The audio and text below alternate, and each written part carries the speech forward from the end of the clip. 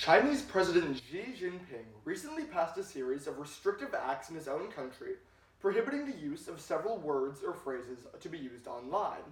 Among them, the phrases incapable ruler, I oppose, and lifelong control were all banned.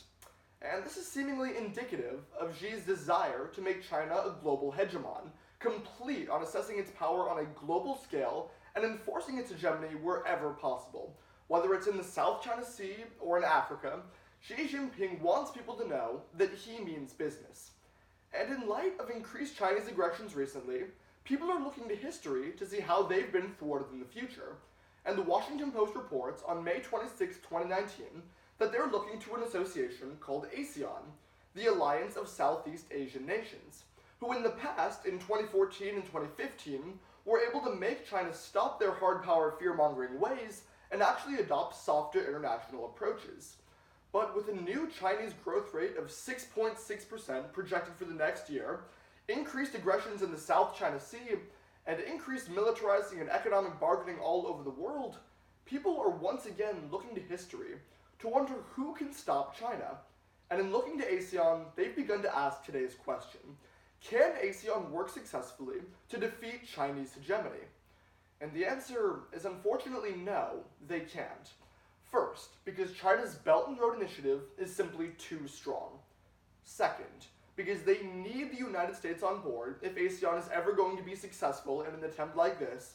And finally, because ASEAN as an organization is too ideologically disjointed to thwart Chinese hegemony. Chinese President Xi Jinping actually has a pretty interesting pastime, watching basketball. And he once said that he'd love to sit down with a nice NBA game on his free time and just watch it.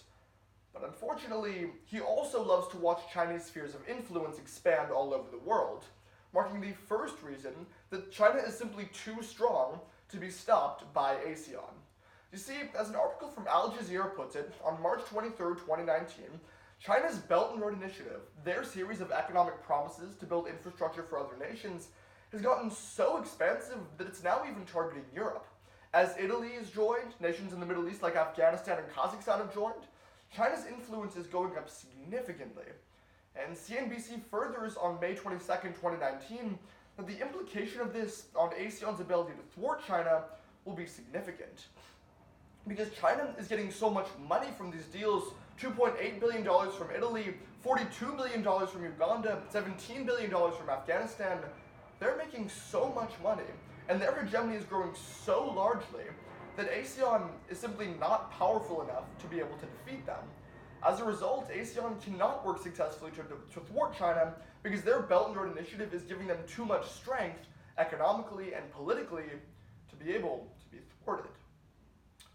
Now, China and the rest of Southeast Asia has an average height of about 5'4", and perhaps that explains why they lack a real center of gravity and a gravitational pull when it comes to entrenching actors like the United States and their plans.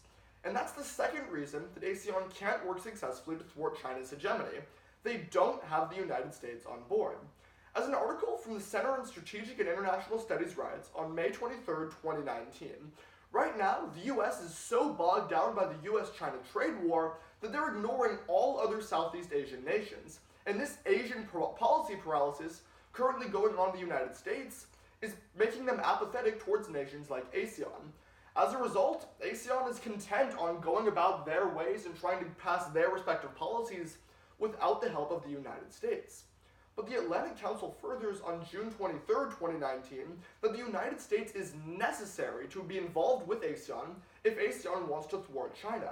Because as they put it in their article on that day, what they find is that China's trade war is the only thing that would actually make them stop this hegemonic approach to international policymaking. Only the United States can end that trade war, as they're the ones who instigated it.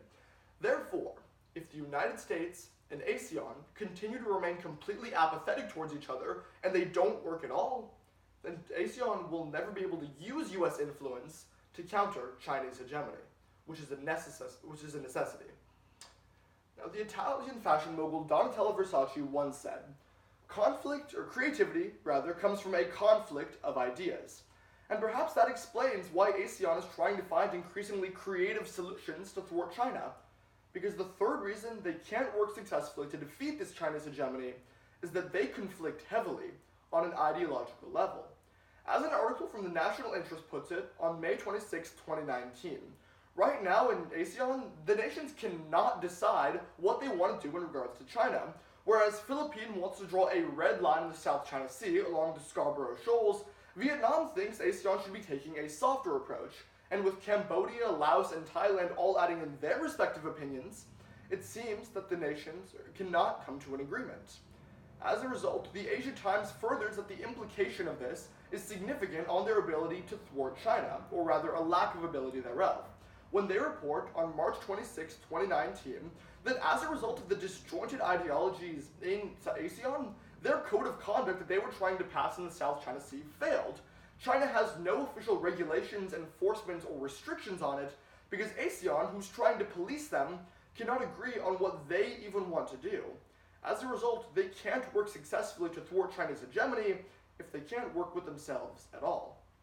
And so when returning to today's question, can ASEAN work successfully to defeat China's hegemony? The answer, unfortunately, is no.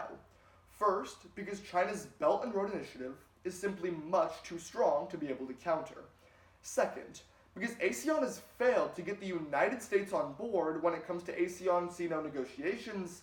And finally, because ASEAN conflicts too heavily on an ideological level, which is a prerequisite to being able to solve back for this increase in China's hegemony at all.